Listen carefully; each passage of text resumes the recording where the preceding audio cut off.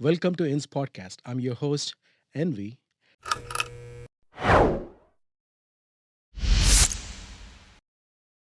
There are like a lot of forums and groups exist for the Down syndrome, and they're dedicated to Down syndrome. Since parents often get overwhelmed, I think I asked this question, but could you point to a couple helpful ones? Like you suggested one book recently, and any like couple of websites or anything like that in children Yeah. hospital. So I would say a couple of great resources.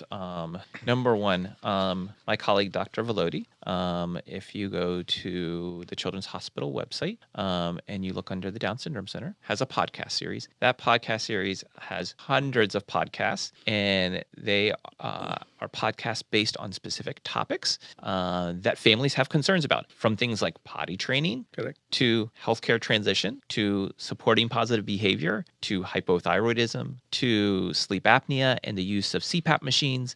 So if you could imagine any question that you might have, there's probably a podcast for it. And he really works to get national experts and local experts to kind of dissect topics to help families understand. Really, really great resource. I think that once again, also, our center really tries to have a multidisciplinary approach, meaning we have different team members who are helping unique aspects. So, like I said, Dr. Santa Maria, who helps with some of our behavioral support. We have a transition team that supports a holistic and longitudinal approach of helping young adults move from pediatric to adult-oriented care. And within that, we help address financial planning, legal decision-making. We also think about that education to employment jump. And then also a newer member of our program, Shannon. She is a dietitian who works with a healthy weight management program, who's part of our center.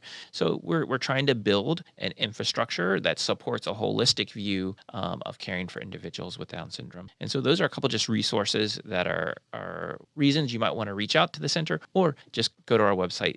That podcast series is a really great resource as well. Can you tell us like something we can't learn about your work that is not in the public domain? Like I've seen like you're doing this humanity association something. I highlighted this before. I'm one of the roles I have at the med school is I run a program called the Community Alliance Program. The Community Alliance Program is an intervention, an educational intervention for medical students, in which we are trying to teach future physicians to be members of the community. I'm going to take a step back and kind of explain a little bit of the why behind that. So historically, how we train physicians, right, is they go to medical school and they learn everything about the human body, and then they learn everything about how the human body can go wrong, and then they learn about how we fix it. That often creates a mindset that physicians are really trained to be experts and be problem solvers. And so we often come into communities and we say, well, what is the need? Here is the solution. We come in for a period of time and then we bounce out. Or that healthcare occurs in a silo and is disconnected from its community around it. The goal of the Community Alliance program is to teach students to think about what does it mean to be part of a community. So we place all 150 of our first-year medical students in 30 different nonprofits across the city. They are not medically specific nonprofits. They are medically adjacent, so they kind of support other needs, social determinants of health around individuals. And the goal is for those medical students to recognize the shared expertise that sits within their community, develop relationships with community members, and then develop a service learning project that will go through their second year of medical school so they can be an integrated member of that community. And so it kind of changes the mindset that as healthcare professionals, while we have expertise, there's expertise in our community, and the best way for us all to thrive is for us to work together. And so that's a program that I'm a part of. I'm one of the leadership members of that organization. We actually just had our first cohort of 150 students who finished and got a chance to learn a lot about what our students are doing across the city, and hopefully creating future physicians who are exceptional healthcare team members, not only from a mind standpoint, understanding information, but from a heart standpoint, being members of the community. Any last words for our Yinz community viewers from your side? If I were going to give any last words thinking about this podcast community and those who are listening in, would be that, one of the greatest privileges of my career has been being able to work within the Down syndrome community.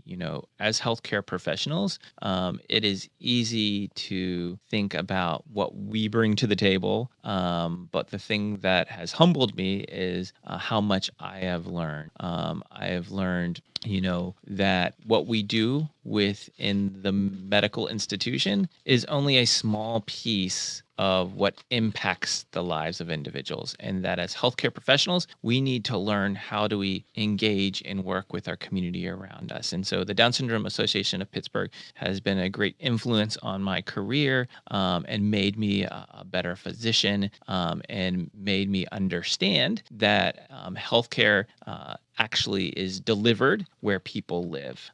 The other thing that has really been impactful for me is recognizing that when we think of people, we have to recognize not thinking about what's wrong with them.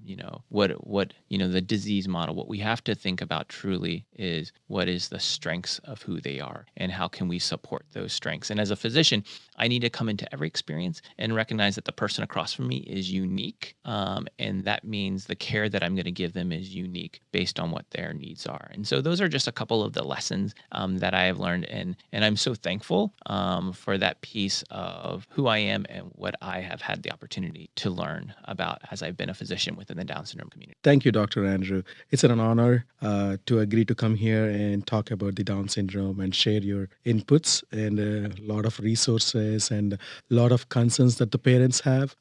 We wanted to work in the future as well with you with the more content and more specific podcast related to Down syndrome and other research areas you work on. It was a pleasure once again. Thank you, Andrew. Thank you so much. And it has been a pleasure getting to be on this podcast. And I hope we get to collaborate again in the future very soon. Thank you very much, Andrew. Thank you.